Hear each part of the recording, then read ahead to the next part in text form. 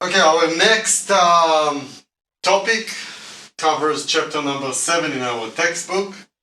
This would be n-step bootstrapping. Some to-dos, please be sure to be on top of your the assignments and quizzes. With respect to quizzes, please be sure to complete the Monte Carlo control quiz on Canvas and the TD Learning quiz. The assignments, by this point, you should start working on value iteration, asynchronous value iteration, policy iteration, Monte Carlo control and Monte Carlo control with important sampling, tabular Q-learning, and SARSA.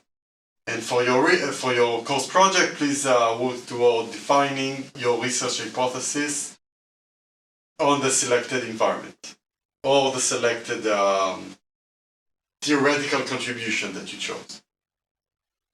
Okay, be sure to define scientific hypothesis or research questions, right? Something that you can actually also validate or answer by running some experiments.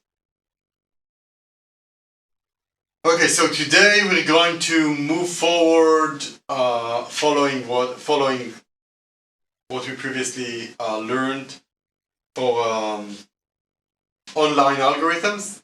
Right, we already covered the Monte Carlo algorithm, Monte Carlo approaches, and temporal different approaches. And today we're going to combine the two and see if we can have the best of both.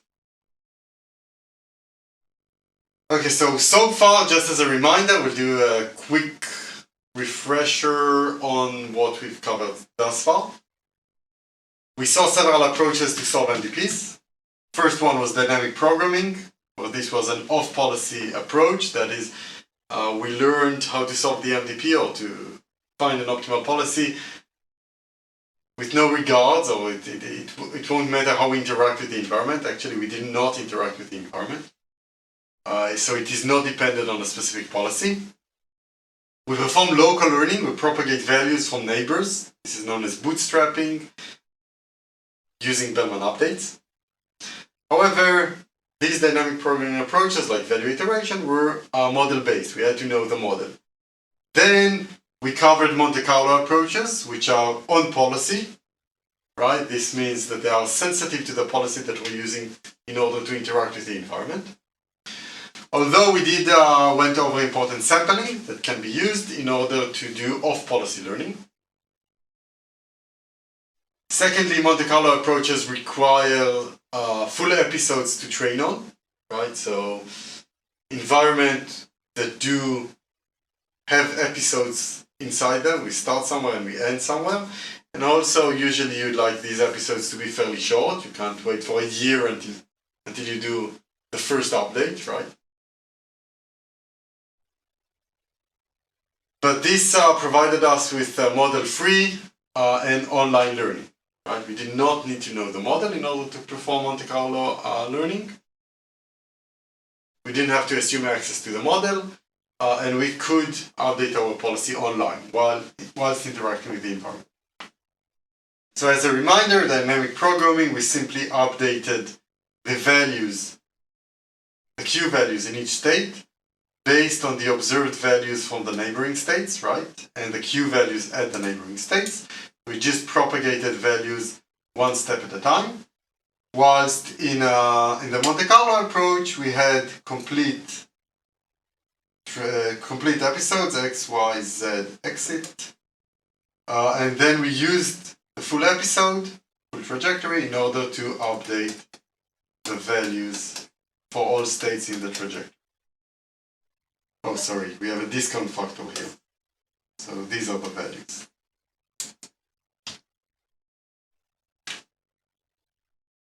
And then finally we saw that we can use a different online learning approach, a model-free and online learning approach, which kind of combine Monte Carlo and dynamic programming to produce an off-policy algorithm that was the TD learning for Q values. It still performed local learning, propagating values from neighbors, right? So the bootstrapping approach, through an approximated Bellman update, right? We used the Bellman update, but we based the Bellman update on a single sample. that's fine, it's still unbiased, and if we do it sufficient amount of times or sufficiently often, we are still guaranteed to converge on true Q star values. And again, this is a model-free and online learning approach. So the way we define it is through the online Bellman update rule. So instead of the full Bellman update rule as we've seen previously, which requires us to iterate over all of the states in our state space, and it requires us to know the transition probabilities and the reward functions. In the full reinforcement learning case, we assume to not know the model and the reward function. Instead, we observe transitions, right? We observe the state action reward and next state, or if we're using the SARSA algorithm, we also need to assume that we also observe the next action that we're going to take. And then we simply use the definition of an expected value in order to show that a single transition sample, provide us an unbiased estimation of the Bellman update rule. Okay, so we use a single sample that results in an unbiased estimation of the Bellman update.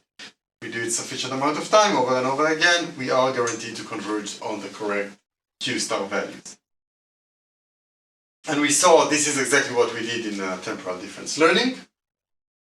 The problem is that we still need to solve the issue of approximating the Q values in the next state.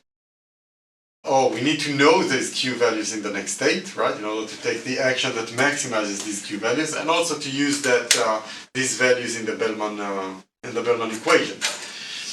Since we don't know these Q values, we're trying to converge on them, we're going to again rely on the approximation that we have so far. So we are updating Q values estimation based on other estimations of Q values for the other states. Right? This is why it's known as bootstrapping. We do estimations based on estimations. We're trying to pick ourselves from our shoelaces, right? And so this error in the estimation, in our current Q value estimation, is known as the temporal difference error, or the TD error, marked as delta usually, small delta. And as we've seen previously, this can suffer from a maximization bias, specifically in noisy environments. Next, we covered the SARSA on-policy TD control algorithm, where we sample a full transition from the environment, state, action, reward, next state, but we also sample a specific action from a policy that we're assumed to follow. If you update the policy correctly, you can still converge on Q star, specifically if you're taking a Q-based policy, right? A greedy policy based on the Q values with sufficient exploration. Sufficient exploration is always important. And then we saw that SARSA converges with probability 1 to an optimal policy and action values, as long as all state action pairs are visited infinitely often and the policy converges in the limit to the greedy policy, greedy based on the Q values. This can be arranged, for example, with epsilon greedy policies by setting epsilon to some decaying value, for instance 1 over the time step. Okay, we've seen the pseudocode for SARSA, and we also saw a running example for SARSA. Next, we saw the Q-learning, an online Q-learning algorithm, which is an off-policy TD learning algorithm. We use the original TD update rule. Doing such a Q-learning approximates the state action value for the optimal policy. That is, we will converge on Q star, or we are attempting to converge on Q star. Again, we have to still assume that every state action pair is visited infinitely often in order to guarantee convergence on Q star. And this also follows from the proof of convergence for the Bellman function, and from the fact that TD learning is an unbiased estimation of the Bellman update rule. And so we saw two versions for Q-learning. One is the vanilla Q-learning, which might suffer from maximization bias. And so next we saw the double Q-learning algorithm that avoids the maximization bias. It solves it, while slightly requires higher sample complexity, more samples from the environment. So as we discussed previously, temporal difference means the online the temporal difference rule is the online computation of the TD error, of the delta value.